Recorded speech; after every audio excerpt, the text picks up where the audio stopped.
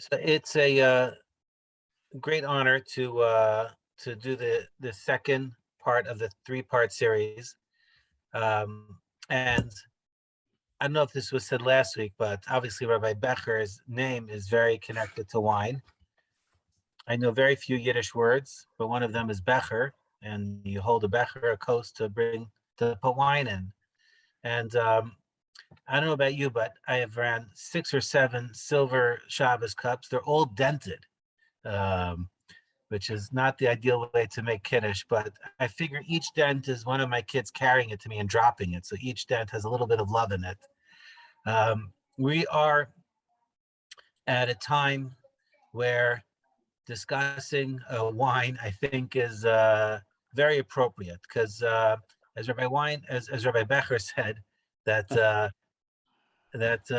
wine has this power, and if the story of Esther it was all surrounding wine, and it seems that the world that we're in now, with the leader of the Ukraine being a Jewish landsman, a fellow brother, fighting against evil, that we almost need a Purim story again. And Mirtz Hashem runs the world, and we put our faith in Him. So let's learn about wine, because let's become sophisticated about everything that's holy. And just like if you have something neutral, it doesn't have the swing, unholy to holy. But things that are powerful have the swing. It can be used for super unholy, and it can be used for super holy. And I can think of no stronger swing than wine. So if we're going to have wine at every event, let's learn more about it, and hopefully we can swing in the right direction. It's a great honor to call up one of my Rabbi, Rabbi Becher, to share with us his insights and his Torah this amazing evening. Thank you. Okay, good evening, everyone. I am going to just share my screen with you in a minute. And just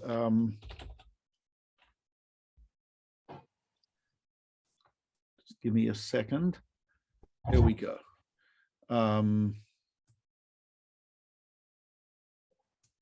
Okay, you should be able to see me here in the bottom right-hand corner. Can you? Yes. Can someone acknowledge that? Okay, good. All right. So this evening we are going to talk more about the history and halacha aspects of wine. Last week we just gave a brief intro, and you all drank wine, obviously. This week I'd like to look at a bit of the history of wine production by Jews, perhaps some economics of that, and also some halacha, what Jewish law says about wine. So as I mentioned last week, and here you can see the verse, which says that in the book of Kings, it says, Judah and Israel dwelt safely, every man under his vine and under his fig tree, from Dan in the north of Israel to Beersheba in the south, all is in the days of King Solomon. So the symbol of prosperity, the symbol of plenty, is the sitting under the vine and the fig tree. Figs were commonly eaten. They actually were easily dried and preserved. They used to have something called a dvela, which was a fig cake, compressed fig cake, which had to be cut with an axe. The Talmud says it was cut with an axe because it was so thick, etc. And but in any case, the vine is what we drank, and the fig tree is what we ate. And we see also in Micha, the prophet Micha, when he talks about very, very famous prophecy about something which we are thinking about nowadays, which is they'll beat their swords into plowshares and their spears into pruning hooks. Nation shall not lift up sword against nation, nor shall they learn war anymore. That, of course, that verse is repeated in the book of Isaiah. It's actually inscribed on the United Nations wall, the plaza of the United Nations. That verse is inscribed on the wall, something which we are obviously in our prayers thinking about a lot today, and currently because of the Ukraine crisis, the Russian attack, etc. But there it says, in the prediction of the Messianic times, They shall sit every man under his vine and under his fig tree, and no one will make them afraid, etc. And this, by the way, what you see here is one of the most ancient wine presses ever found. It is from Israel from approximately 2,500 years ago, which puts it towards the end of the First Temple era. And if you look, you will see that's the channel there for the wine to pour out. And over there is the that rock at the top that was used to crush the grapes, and they'd flow into right next to my shoulder here. They'd flow into that compartment there. Notice it's made of stone, and that was for a good reason. A lot of the implements were made of stone. First of all, it was easily obtainable. Israel's got a lot of rocks. But secondly, in the laws of purity and impurity, we actually know that stone utensils cannot become impure. So that's type of an interesting idea. Ritual purity and impurity, very important in ancient Israel. It had an impact. Can you go into whoever's in charge here, Rabbi Bookbinder or someone, press the admit, please. The sooner you press it, the sooner it gets off my screen here. So thank you. Rabbi Bookbinder, are you there? No? Any of the rabbis there?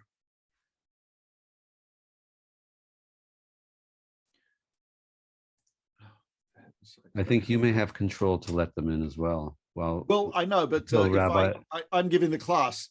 If one of the other rabbis could actually do that, that would be much better. Thank you. So anyway, and in the book of Yirmiyahu, Jeremiah also talks about this. And it says, you shall plant vines on the mountains of Samaria, and the planters shall plant and enjoy the fruit. Obviously, from all of these verses, dwell safely, plant vineyards, book of Ezekiel, we see that this was a major product of the land of Israel in biblical times and in the times of the temple. King David talks about wine very beautifully. Wine gladdens the heart of man, an oil to make his face shine, and bread which strengthens man's heart.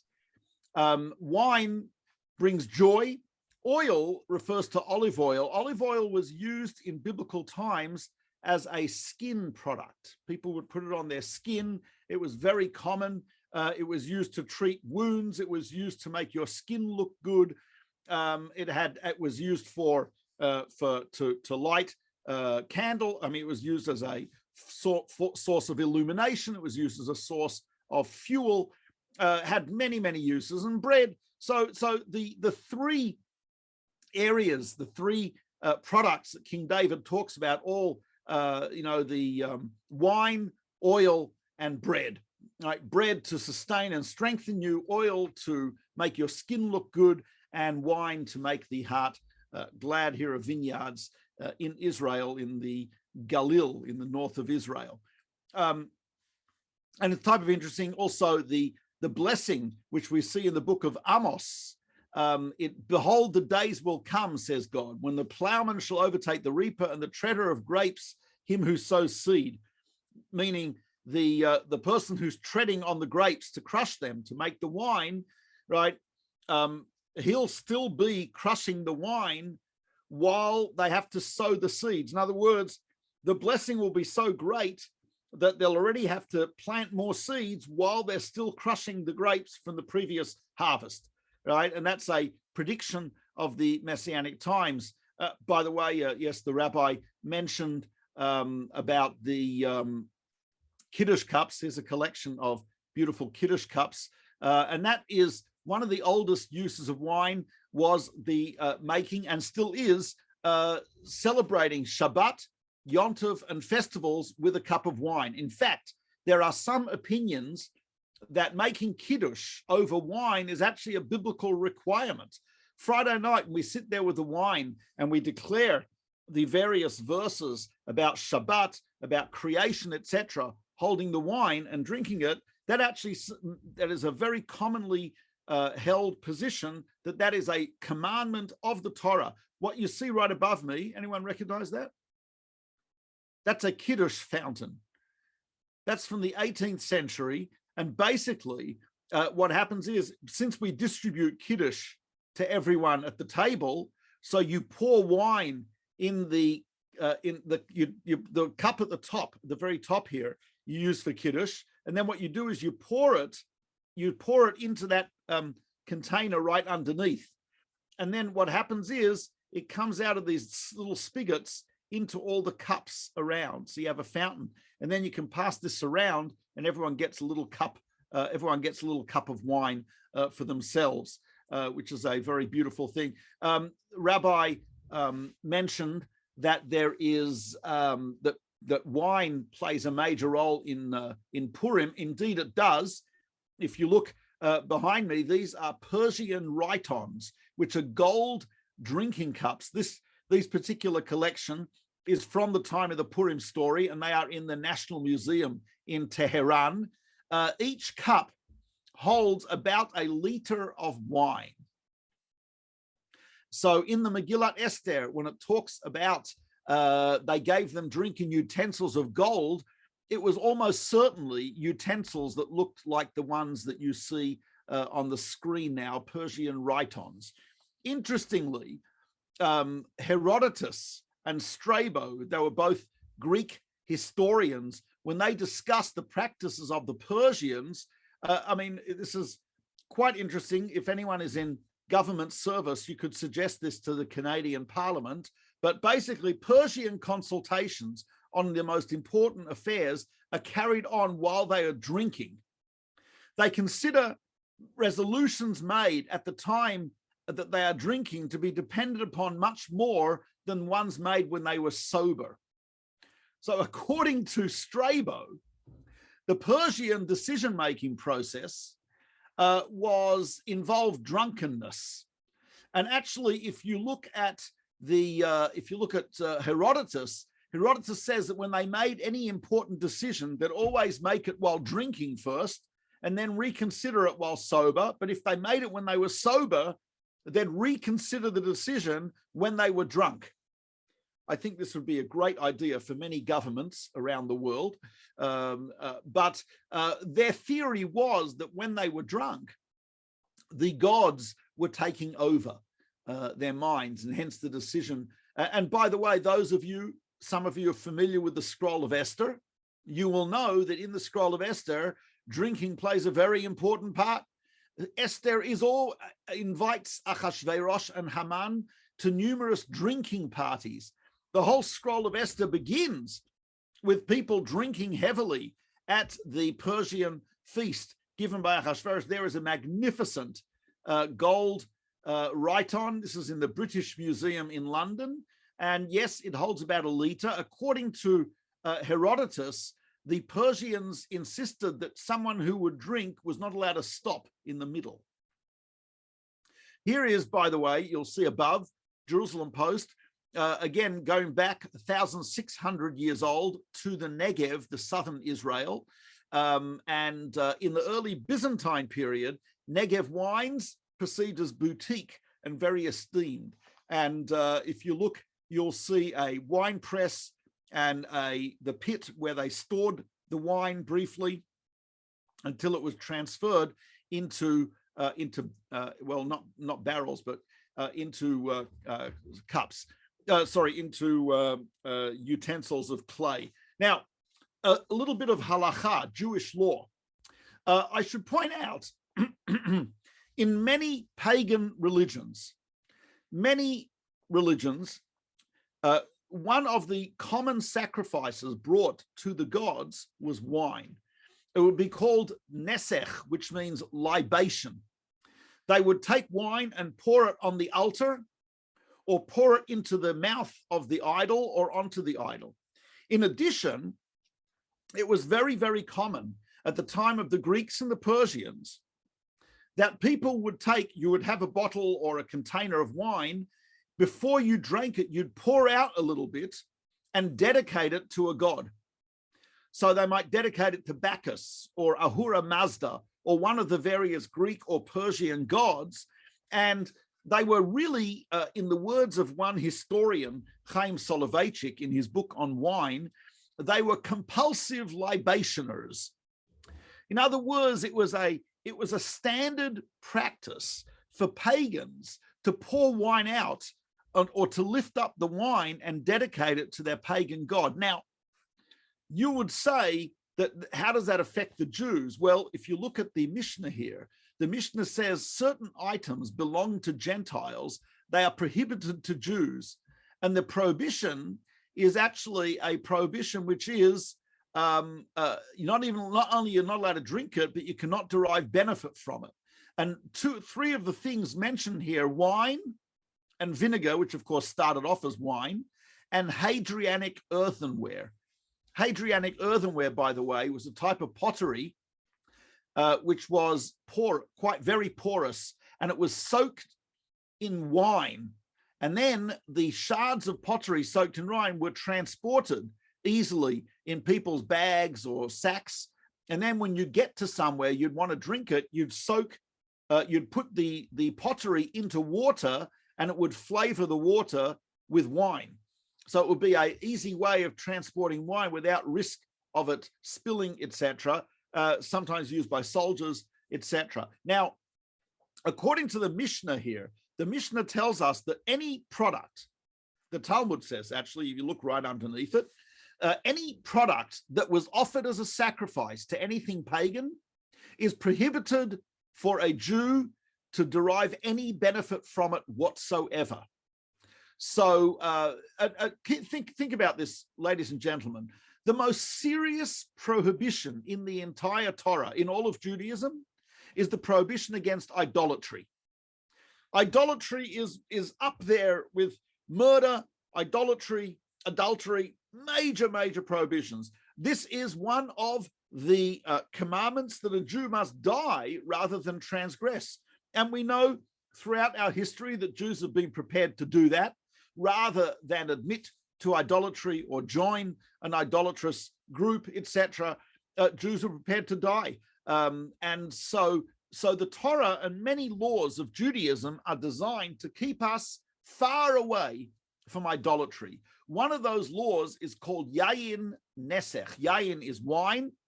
Nesech means a libation. Wine that was used for libation is prohibited by biblical law for a Jew to drink it or derive any benefit from it. By deriving benefit, what I mean is you cannot sell it. You could not give it to your animal. I don't know. You could not use it to pour on yourself. You cannot use it at all. Biblically prohibited. Now that's true of wine that was used as a libation, as a sacrifice for anything pagan. It's also true of wine that was dedicated to a pagan god. So if someone just poured out a little bit of the wine or lifted up the bottle and said, here's Tobacchus, etc., that wine would now be prohibited by Jewish law, by biblical law. So again, this is not common nowadays, but this is the prohibition. Now, a little later in history, it is believed around the time of the Maccabees, and that's significant. As we know, during the time of the Maccabees, the Greek empires dominated much of the world, i.e. Alexander of Macedon, student of Aristotle, after he died around age 32, wherever he was, conquered the North Africa, the Middle East, the shores of the Mediterranean, all the way to India. After he died, three major kingdoms arose of generals, his generals. One of them was in Greece and Macedon.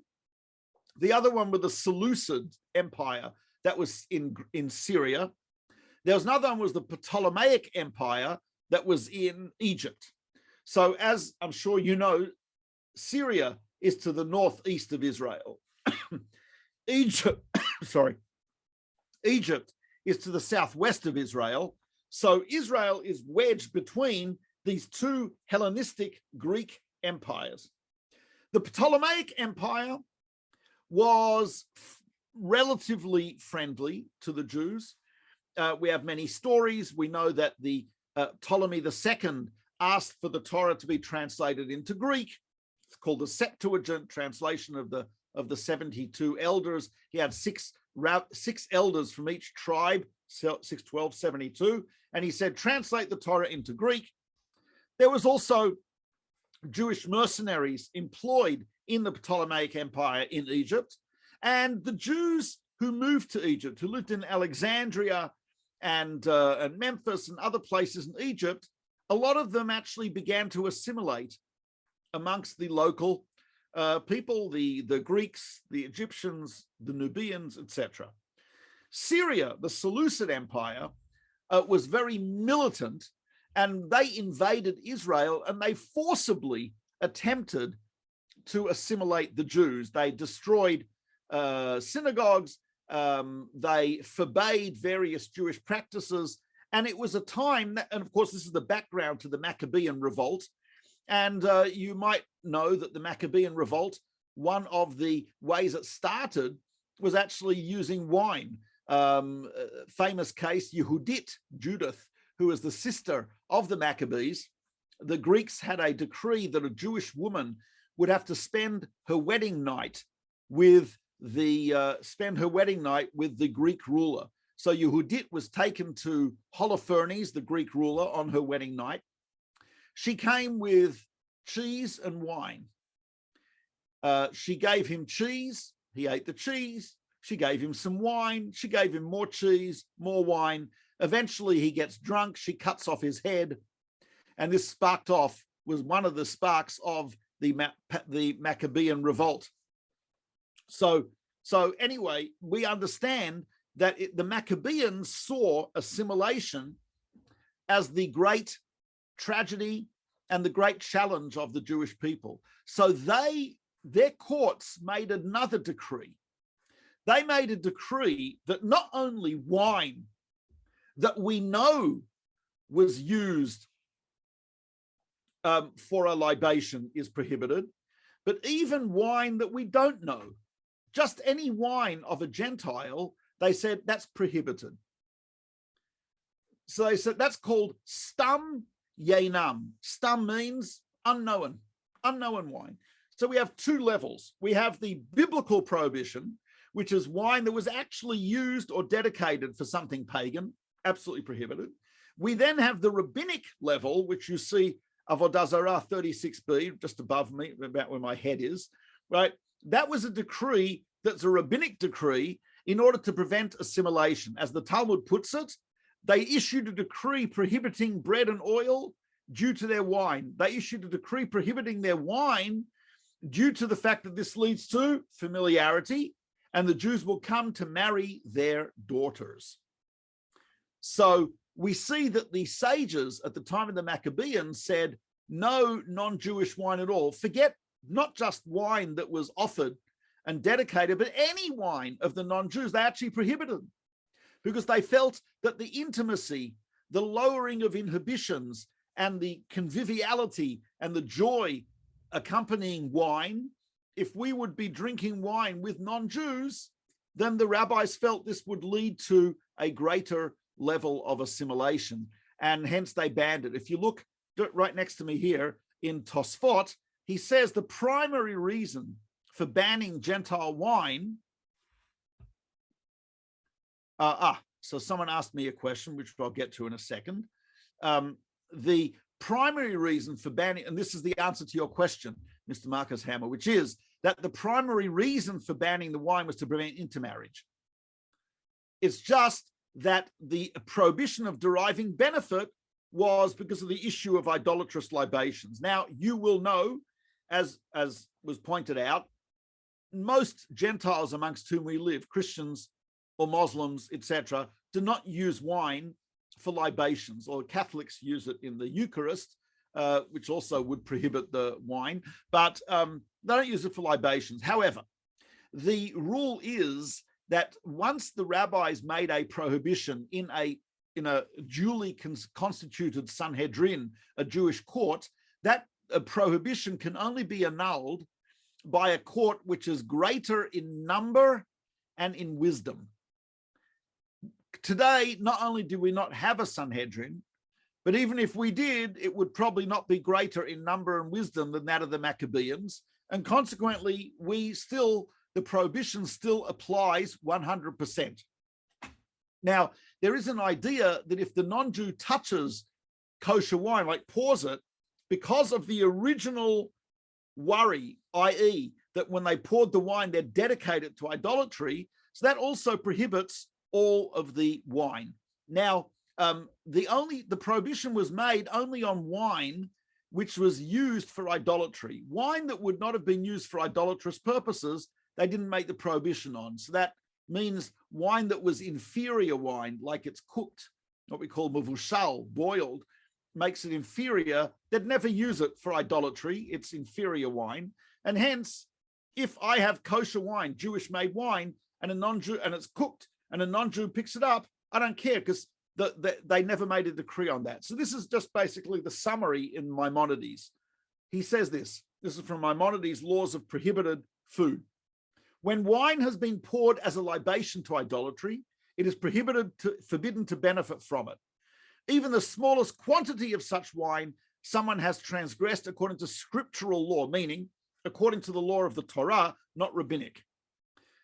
Wine poured as a libation to idolatry, number 2, is like a sacrifice offered to it. And now he says, when we don't know whether wine belonging to a Gentile was used for libation or not, it is considered ordinary Gentile wine, and it is prohibited to benefit from it, just as it's forbidden to use wine that was used. So this is a rabbinical decree. So the biblical decree is on wine that we know was used for libation, idolatrous sacrifice or dedication. The rabbinic decree is on unknown wine, stam yenam, and that prohibits it. So that is why Jews always had their own winemaking industry. So for example, this, by the way, is a tapestry from medieval France depicting winemaking in I think it's around the 13th century. So as you can see, here is a guy who is stomping on the grapes in that large barrel there, right? And here are people pouring wine and collecting the grapes from the vines. Now, I point this out because in medieval Europe, for example, I already mentioned that in Israel, people didn't drink water. People did not drink milk. Could not really be preserved, so people really didn't drink it much. They used to make cheese out of it, or butter, or some type of yogurt thing out of it, but it wasn't something you drank. What was the drink that you would have? Generally, it was wine. In Europe, not only was water not something that you would normally drink, but water was the type of thing that only really poor peasants and animals would drink. In fact, there's a record from a monastery in which the monks rebelled against the prior of the bishop in charge of the monastery. Why? Because he made them eat bread, which they didn't rebel against, but water. He made them drink water instead of wine. And when they write the complaint about this bishop, they write, he forced us to drink water as though we were animals. In other words, the drinking of water was just not done. So you drink wine. Now you'll ask, how much wine did a person drink? So this is a study. It's actually a book about wine in medieval times by Chaim Soloveitchik, historian. The estimates are that the average person, this was done about in Jews living in medieval Germany and France, average person would drink about 0.8 liters of wine per day. 0.8 liters of wine per day, and that's considered to be a low figure. That means for an average family with, let's say, 4 people in the family, they're drinking 1,400 liters per year of wine. So that means if you've got a Jewish community with 20 families, so the 20 families are going to be drinking 23 to 29,000 liters per year. A city with 2,000 families will need something like close to 3 million liters of wine per year. So I think you are beginning to, you hopefully will understand that since Jewish law prohibits buying Gentile wine, and since Jewish law requires that we make our, and since it was normal to drink this much wine, every family would drink like a 0.8 liters of wine per day. I don't know if any of you do that, but what that meant was that it became a major Jewish occupation to actually produce and sell wine. You see behind me this map at the split of the Carolingian kingdom. So you got the Western kingdom, which is, my hands are mixed up over there. That's France. The Eastern kingdom over here is Rhineland and Germany. Now notice, you see the white line over there? That's the Rhine River. But look where the border is drawn. Do you notice something about where the border is drawn here so that Speyer, Worms, and Mainz are all in the Rhineland area? Everyone following? This middle kingdom is called Lotharingia, the middle kingdom.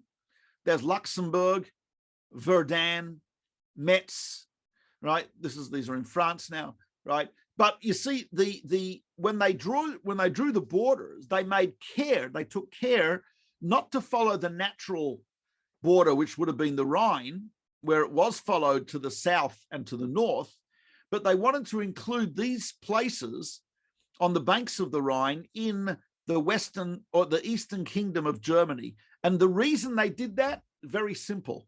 These were the major winemaking areas of Germany.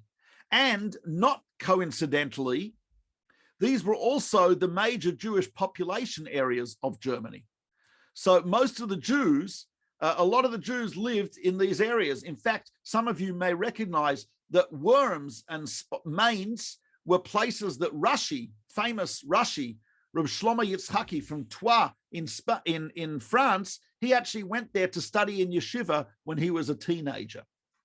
So the reason the border was drawn this way is that the Germans wanted to keep the vineyards of Worms, Mainz, and Speyer in their area so they could have wine. This was called the wine cellar of Germany, cellar with a C.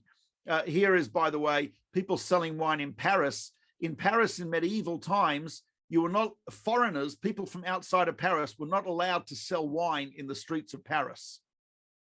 So how did merchants get around this? Well, look at the bottom of the picture. What do you see? You see people on a boat selling wine from their boats. You see the barrels in the boats, and there is a customer sitting on the boat tasting wine of the wine merchant. So Jewish wine merchants would transport wine, they'd sell wine, and they'd produce wine.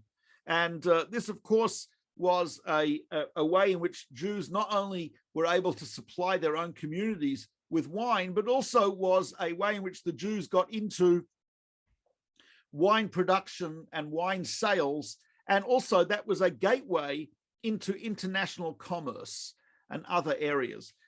Just for example, I should point out, Jews were uniquely suited to do commerce internationally for a few reasons, 3 reasons. Some good, some bad. One reason is that Jews, wherever they were from, had a common language. Jews, even if they couldn't communicate really well, but they were able to communicate somewhat in Hebrew. So a Jew from France, in fact, there was a rabbi of Paris called Yechiel of Paris. Rabbi Yechiel, he was the head of the yeshiva in Paris. He made Aliyah to Israel in about the 13th century. And he went via Cairo because he wanted to visit in Cairo. He wanted to visit Maimonides' son, Avraham, son of Maimonides, who himself was a brilliant scholar and leader of the Egyptian or the Cairo Jewish community. And Avraham, son of Maimonides, writes how he met these rabbis from France and they delighted in discussing Torah with each other. And you have to ask the question, well, the rabbis from France spoke French. And Abraham, son of Maimonides, his native language was Arabic. What language were these French rabbis talking to this Cairo rabbi? The answer is they were probably speaking in Hebrew. So there was an advantage. Educated Jews you would know some Hebrew, you'd be able to communicate with people all over the world. That was great. Number two, unlike a Muslim who in a Muslim country was at the top of the social ladder because Jews and Christians were considered to be protected and inferior. So when he would travel to Europe, that would be very uncomfortable because he'd now be the infidel.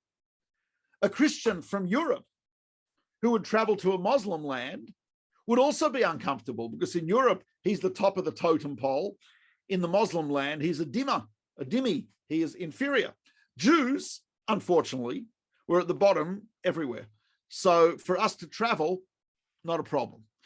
Also, we had instant hospitality and the possibility of staying over in many places. So anyway, the needs for wine in medieval time and the need for Jews to preserve the kashrut, the kosher status of that wine, was something which actually propelled the Jews into business, merchants, international trade, and also wine production quite widely in Europe. I mentioned that, just to talk about this is the history of wine production in the land of Israel in modern times, which really started in 1890 with the founding of Rishon LeZion and Zichron Yaakov by the very famous Rothschild family. Christian monks, by the way, who lived in Israel, founded their own wine production. Latrun Monastery, Kremasa Monastery. Anyone heard of Latrun? Latrun was the place of a famous battle in 1948 War of Independence, where the Jordanian Legion had dug in a British fortress, and the Jews were pretty much taken from refugee camps, given rifles, and said, take this fortress, which miraculously they did. In any case, that was a place, you can still see the monastery still exists today. There are monks still making wine in Latrun in that area. 1896, the Carmel Wine Company is founded to sell to Europe and America, and Carmel Oriental is founded to sell to the Ottoman Empire. David Ben-Gurion actually worked at Rishon LeZion winery, and the second prime minister managed the vineyards in Rishon LeZion. Interesting. Ashkelon wines, 54, 50, etc., etc. And you've got just a range. The first Golan wines, 1983. And the Golan is a very wonderful climate for wines, volcanic soil. It is elevated. Just by the way, one interesting thing about wines is when it's a difficult climate for the grapes, it actually produces better grapes. Some of our philosophers say it's a lesson for life. If you have to struggle to grow, you'll produce much better people than if you don't struggle. And the same is true of wine. In any case, as you can see, various wineries in Israel, and the quality revolution began when some vintners were imported from California. There, by the way, is Baron Edmund de Rothschild. And there are that's Rishon LeZion, Carmel Oriental. As you can see there, transporting wine in their carriage in the 19th century. Here, by the way, are some of the original wine labels from Carmel. Can you see the Carmel brand? Palestine Sherry. Before 1948, Israel was called Palestine and the Jews were called Palestinians. And here is Rishon LeZion, it was a cooperative, Palestine House Inc., produce of Palestine. Here is port wine of Rishon LeZion, Palestine. These are kosher wines, by the way. And there is Carmel Oriental, cognacs and wines produced in Israel. Here, I mentioned the story last time that in 1882, Baron Rothschild sent wine to Naftali Tzvi Yehuda Berlin, over there, right, who was the head of the yeshiva of Volozhin, which is in Belarus today. Volozhin is not far from Ukraine, actually. And he was also head of the Chovevei Tzion, Lovers of Zion, which was a religious Zionist organization that helped encourage settlement in the land of Israel. And so Baruch Halevi Epstein, who wrote a commentary on the Torah and also wrote a book called My Uncle about the Netziv, he wrote that when the Carmel Wine Company sent the bottle to him, the Netziv, Naftali Tzvi Yehuda Berlin, changed him to his Shabbat clothing, as you can see, his shtreimel. And by the way, in 19th century Europe, shtreimels were not only worn by Hasidim. Litvaks, non-Hasidim, also wore shtreimels. Shtreimel was a fur hat that was worn by nobility, and it was adopted by the Jews as a festive, something to wear for honorable and festive occasions. That's why, even though he was not Hasidic in the slightest, he was actually anti-Hasidic, he has a shtreimel. So just in case anyone was wondering there. But anyway, he put on his Shabbat clothing. When he held the bottle in his hand, he started crying. There's the original Rishon LeZion winery. That's how it looks today. A little different. That's the Carmel winery just over my head. And there are the barrels where they mature the wine. Here is some Carmel labels. Very famously, on the Carmel label, what do you see here are two, who are these gentlemen? They're carrying a huge bunch of grapes. And these people are the spies. When Moses sent he sent 12 spies to the land of Israel. Jews were in the Sinai desert. He sent spies to Israel, and they looked around the land. A lot of the spies came back with a negative report that the people there were too powerful, we won't be able to succeed. But one thing they did was they brought back fruit of the land of Israel. And in the Torah, it describes two spies as carrying a pole in order to carry a bunch of grapes, which they brought back from the Hebron region. So the Talmud tells us the grapes were huge, and the bunch of grapes was huge, and so Carmel wineries adopted that motif of the wonderful, magical, mystical, miraculous grapes of the land of Israel being carried by two of the early Jews, the two of the first Jews after the Exodus who actually came in to the land of Israel. That's still on many Carmel labels today. If you look at a wine label, a lot of things are in common with non-kosher labels and kosher labels, but kosher labels have a few extra pieces of information. Obviously, you've got the company, whether it's a single vineyard, the type of wine, Cabernet Sauvignon, Sumaca, etc. Description of the wine, as it says here in Hebrew.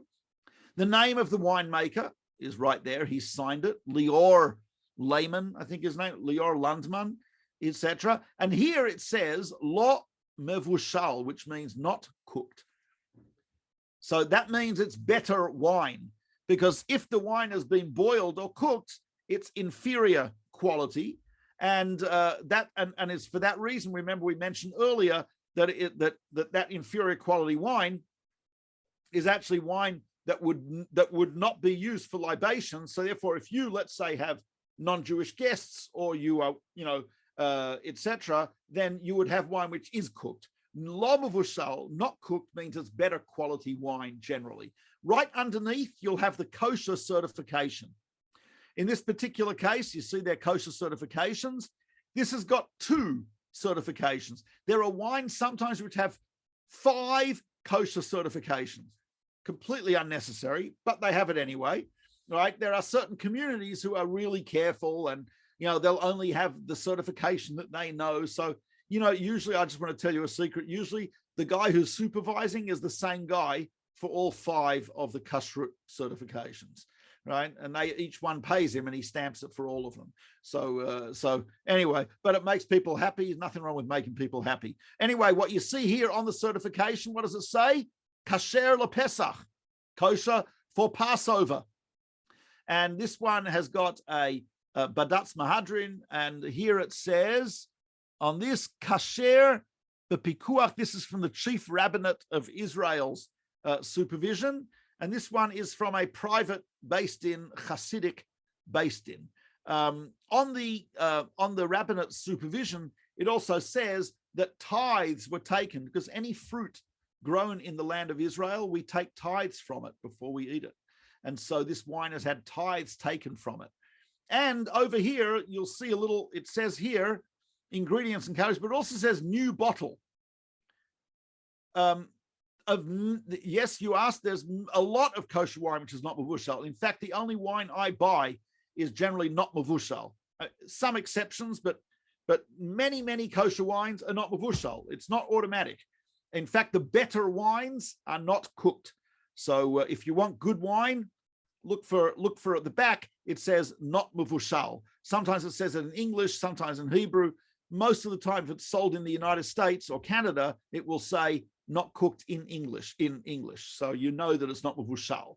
And also it says here on the label, bakbuk chadash, new wine, new bottle. Why would people be interested in a new bottle? Well, some people are very strict. So when it comes to Passover, we don't want wine, which the bottle, we don't want the bottle to have been used in contact with chametz. So leavened food. So people are very strict about that. So a lot of wine bottles, you'll see written on it, bakbuk chadash, new bottle. Here you see a restaurant in Israel near Rishon LeZion, and fittingly, the restaurant, you sit under a grapevine in order to eat, which I found very, very beautiful. What we plan to talk about next week, unless we're in Jerusalem, in which case we'll meet in person in Jerusalem with some good Israeli wine. But if we're not in Jerusalem, then I plan on speaking next week about the mystical and other dimensions of wine. We'll talk about some philosophy of wine. Someone asked about the word yayin and the word gefen. We'll speak about those as well. And God willing, we'll see you next week. I assume I'll be sober for the class, and although no guarantees, because it will already be the month of Adar, where Purim falls, so chances of sobriety are slim. But nevertheless, that's what we plan to talk about next week: philosophy, mysticism of wine. Today we spoke about halakha, Jewish law, and a little bit of history, economics, and sociology. Next week, philosophy, mysticism, and symbolism. Thank you very much for watching and for participating, everyone. Rabbi Becher, that's amazing. Thank you so much. My pleasure. We've learned so much as always. You're just a fountain of knowledge, a wine fountain of knowledge, maybe in this case. But it's been amazing. We look forward to next week also. Look at all those clapping hands. Thanks. Thank you. And I've had some requests for the previous lecture and this lecture to be videoed. They have been recorded, and I'll be getting them up shortly on the site. So be sure to click on the homepage. It says past classes videos. You can click there. So let's have everyone. Let's hear from everyone. You can unmute yourself. You can turn on your videos. All right, just go ahead.